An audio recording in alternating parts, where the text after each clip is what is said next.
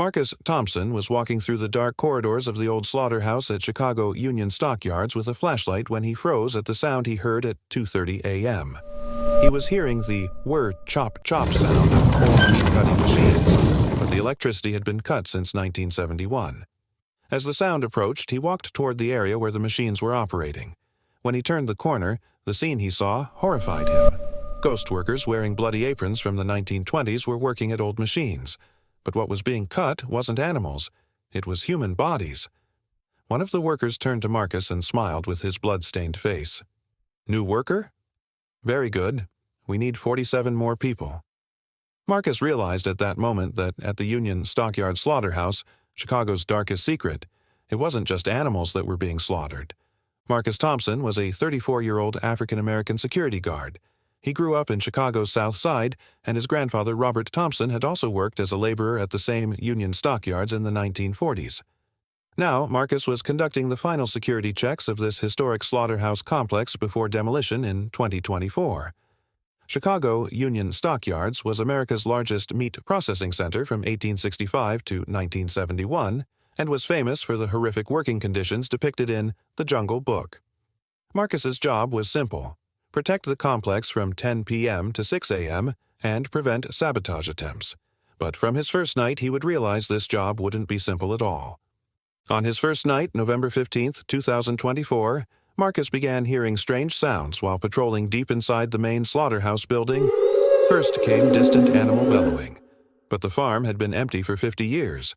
Then came the metallic clanging of meat-cutting machines. Most disturbing were worker conversations mixing English, German, and Polish. Marcus checked security cameras. Nothing was visible, but the sounds continued. On the second night, Marcus decided to go to where the sounds were coming from. When he entered the main cutting hall, a cold wind hit his face.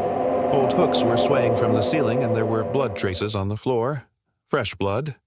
When Marcus bent down to look, he found an old worker badge next to the blood traces. Wilson and Company, employee number 4429, 1923. Wilson and Company was the largest meat processor at Union Stockyards in the 1920s. When Marcus picked up the badge, suddenly everything around seemed to have returned to the 1920s. Machines were running, workers were working, and most horrifyingly, what was being cut wasn't just animals. On the third night, Marcus researched Wilson and Company. The documents he found in Chicago historical archives were shocking. Between 1920 to 1925, 47 people had died during worker accidents at Wilson and Company, but the causes of death were suspicious: machine accident, chemical poisoning, freezing in freezer room. Strangest of all, most of the dead workers were immigrants and those with illegal status. Where the bodies were buried wasn't in the records. Marcus decided to investigate the basement of the slaughterhouse that night. He found a secret room behind the old cold storage areas. When he opened the door, the scene he encountered nauseated him. 47 skeletons stood on metal shelves in work clothes. On the walls were labels, "Organ Storage, Wilson and Company Medical Supply." Marcus understood the horrific truth. Wilson and Company wasn't just processing meat, they were also conducting illegal organ trafficking. Workers were killed in accidents, their organs removed and sold. On the fourth night, Marcus tried to talk to the skeletons. When he asked, "What happened to you?" the room's temperature suddenly dropped. Suddenly, 47 voices began speaking at once. "They killed us, sold our organs. Our families don't know where we are." The clearest voice belonged to employee number 4429, Stefan Kowalski. "I came from Poland for work, but they kidnapped me. Took my kidneys, my liver. My family is still waiting." When Marcus listened to Stefan's story, he felt his heart breaking. Stefan was only 19, a young immigrant. He wanted to build a new life in America. A week after starting work at Wilson and Company, he was called to the basement under the pretext of a special assignment. Dr. Heinrich Miller, a German doctor, was waiting there. After giving Stefan an anesthetic injection, he removed his organs and sold them to the organ trafficking network. On the fifth night, Marcus researched Dr. Muller. Shocking discovery. Dr. Muller was a former Nazi doctor who fled to America after World War I. His real name was Dr. Klaus Muller, assistant to Dr. Heinrich Mengele. He came to Chicago in the 1920s and made an illegal organ trafficking agreement with Wilson and Company. The target was immigrant workers without identification. That night, Marcus listened to each of the 47 workers' stories. Giuseppe Rossi, 22, from Italy; Ivan Petrov, 25, from Russia; Tommy O'Brien, 18, from Ireland. They were all young men chasing the American dream, but they became victims of Wilson and Company's organ trafficking network. Dr. Muller deceived each of them under the pretext of medical examination and removed their organs. Bodies were mixed with slaughterhouse waste and thrown into Lake Michigan. Only organs were stored in the basement. On the 6th night, Marcus spoke with the youngest victim, Tommy O'Brien. Tommy's voice was like a child's. "Mr. Marcus, is my mother waiting for me?" In Ireland, in Dublin. I had written her a letter saying, "I'll make lots of money," but I never got a reply. Marcus's eyes filled with tears. "Tommy, that letter never reached her. It's been 100 years. Tommy started crying. 100 years? His mother dead now? Marcus nodded. Tommy's sobs filled the entire basement. On the 7th night, Marcus learned more details from Stefan Kowalski. Stefan explained Dr. Muller's agreement with Wilson and Co. The doctor got $1,000 for each organ. Kidney pair, heart, liver, eyes. Our bodies meant money.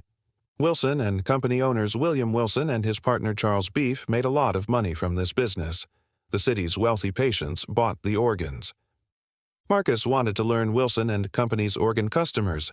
The names Stefan gave were Chicago's elite families. Judge Morrison's wife took my kidney. Banker Richardson's son took my heart.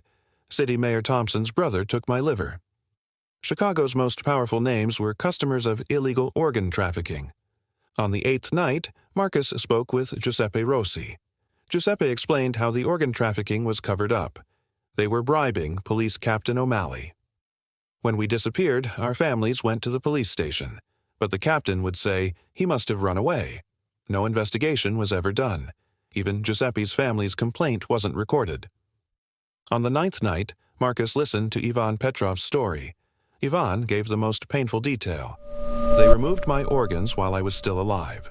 Dr. Muller said anesthesia is expensive. I was screaming when they removed my kidney, but no one could hear in the soundproof room. What Ivan said deeply shook Marcus. This wasn't torture. It resembled Nazi-style experiments. On the 10th night, Marcus asked the 47 workers, "How can I help you?" They all wanted the same thing. Reveal the truth. Let our families know what happened to us. Punish Doctor. Muller and Wilson and Company. Stefan added, "Our bodies are in Lake Michigan, but our souls are trapped here until we find justice." Marcus deepened his research. He learned that Wilson and Company had suddenly closed in 1925. The official reason was economic difficulties, but the real reason was the FBI's organ trafficking investigation. William Wilson and Charles Beef fled to Mexico when they heard the charges. Dr. Muller went to Argentina and died there in 1967. On the 11th night, Marcus found old documents next to the skeletons. Dr. Muller's organ trafficking records, each worker's organ sale prices, customer names, and payment details. The most valuable organ was the heart, $5,000. The cheapest was eyes, $500. Marcus realized these documents could be evidence. Marcus leaked the documents to the Chicago Tribune. On November 20th, 2024, the headline read, "Chicago's 100-year organ trafficking scandal. 47 workers killed at Union stockyards." The news echoed in national media. The FBI reopened the case after 100 years. On the 12th night, Marcus spoke with the workers for the last time. Stefan, gratefully, "Marcus, you're our hero. We've been waiting for 100 years. Giuseppe, our families will learn the truth. Tommy, Mother is at peace now, but she forgave me. Ivan, justice is late, but it came." Marcus asked, "Can you find peace now?" 47 voices at once. "Yes, but we have one request." Stefan continued, "Find our bodies in Lake Michigan. We want a proper grave, next to our families." Marcus, cooperating with the FBI, started a search in Lake Michigan. Underwater research found 47 skeletons from the 1920s. DNA tests confirmed these were the missing workers. A memorial service was held in Chicago for the 47 workers. Each of their names was carved into the Union Stockyards monument.